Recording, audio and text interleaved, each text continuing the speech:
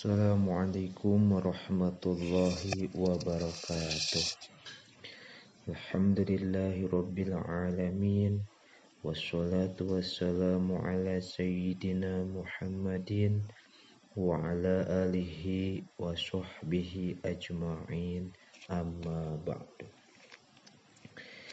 Hayu urang ngalajengkeun deui anca deresan Kitab Akhlaqul Banin juz kahiji bab kadua.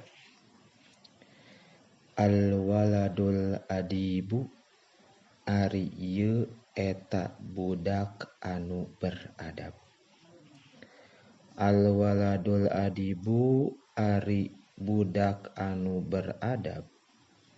Yahtarimu eta mika hormat itu walad walidayhi kadua kolotna walad wa muallimihi sareng ka pirang-pirang guruna walad wa ikhwanahu sareng ka pirang-pirang dulurna walad al-kibaro anu gerde.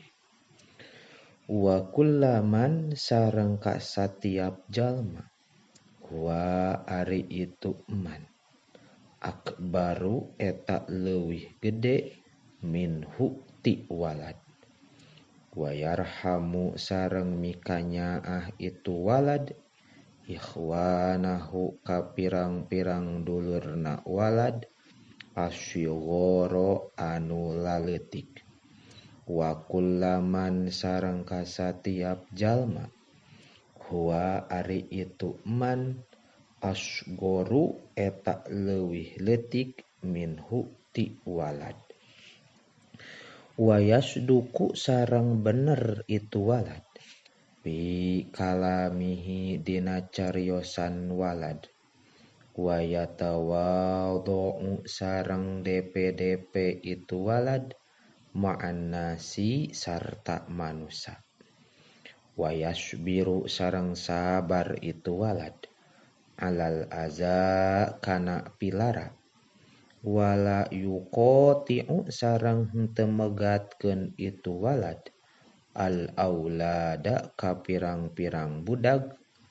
Wala yatakhosomu sareng henteu pasea itu walad ma'ahum sarta aulad.